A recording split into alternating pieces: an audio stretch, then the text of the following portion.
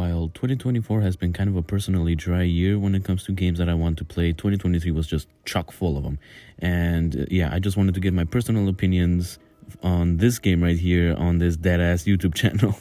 Yeah, I wanted to start with something that, treaded a bit of similar ground with the previous games that I have uploaded on this channel, that being Souls-likes, of course.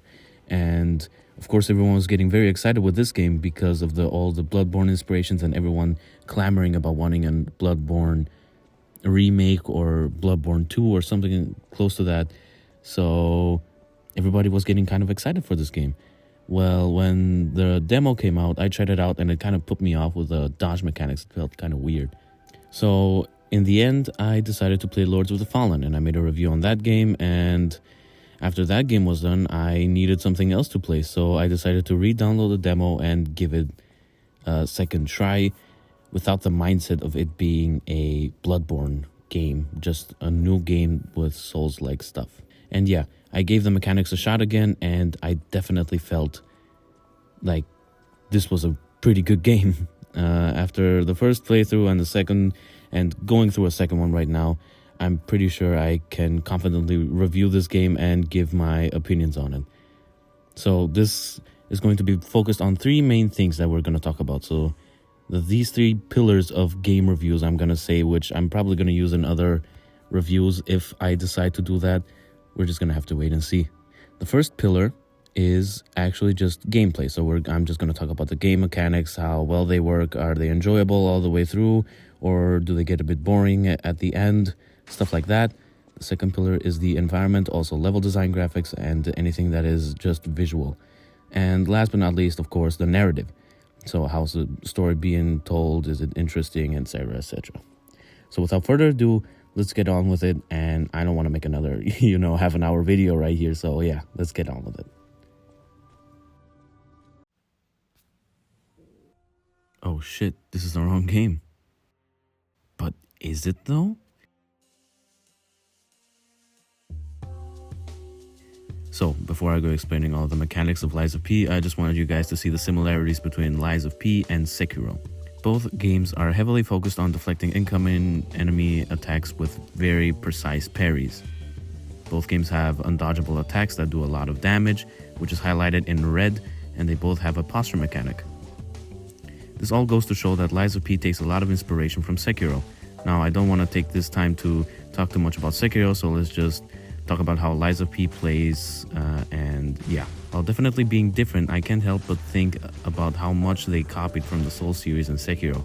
I already talked about all the similarities with Sekiro, so let's talk about the similarities with other Souls-likes. The fact that you run and jump the same as DS3, the pickups and emotes that you use in the game is, again, very similar to the Souls series, while the combat has very heavy influences from Sekiro. The weapons feel like a Souls game. All of this, the enemy placement and combat also feels very Soulsy, and of course the boss is the most important part of any Souls-like. I enjoyed the bosses a lot in this game, but I feel that they kind of overuse the fact that bosses can have a second phase. It feels like 1/3 of the game the bosses all have one phase, that means just one health bar, but it feels like every other boss has a second phase, even though two of them in the 2/3 of the other part of the game only have one phase. All I'm trying to say that it feels like they're kind of overused, the bosses, which are having a second phase. The way you upgrade your weapons is like all the other Souls games, so just, again, kind of copied. The way you upgrade P in this game is actually pretty good. So you basically use this material called quartz, and you use them in your Firelink Shrine, which is kind of like the main hub. There are small upgrades which you get with each quartz, and a bigger, more impactful upgrade which you unlock while using a set amount of small upgrades. You can see it in the gameplay behind me, so yeah. Also, something important to mention is the weapon crafting in this game.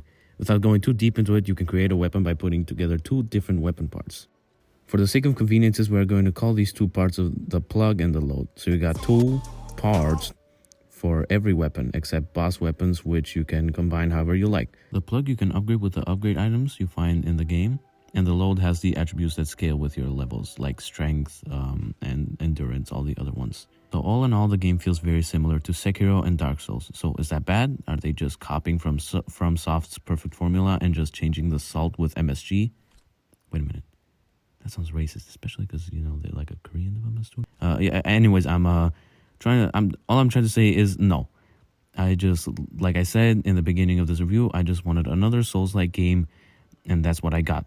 I ain't complaining. I'm actually kind of happy that they did that because of how well the formula already works. I think most of us agree, and we just don't really want a replacement of the fundamentals of Souls games, just refinements to the mechanics. Okay, so the thing that would take the most amount of time is done with, so let's focus on the environment and level design.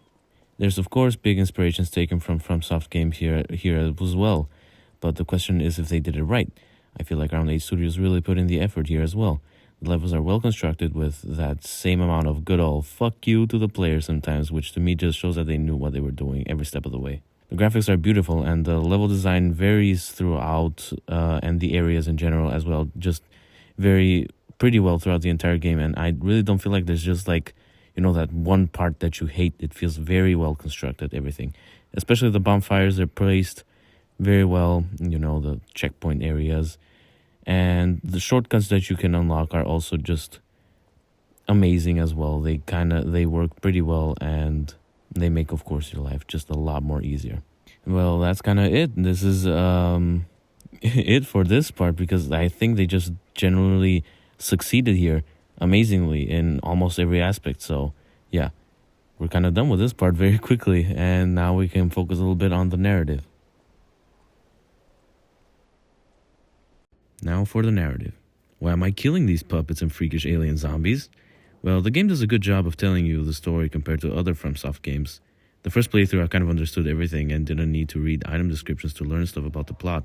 The plot in general is also a lot simpler compared to FromSoft games, but it's still a very enjoyable experience all the way through. Yeah, that's kind of it. What, we're expecting more from the narrative? This ain't Alan Wake 2, it's pretty simple, but if you guys want me to review that game, well, I better see some fucking views on this one. Cool, so that's it. Now, time for the rating. This game is definitely one of the best Souls-like out there, and I would recommend it to anyone who considers themselves a FromSoft fan. I personally can't wait for the DLC or the next game that they are teasing, and I look forward to it a lot. So for me, it gets a 9 out of 10, and that's the most important rating. Now, bye-bye.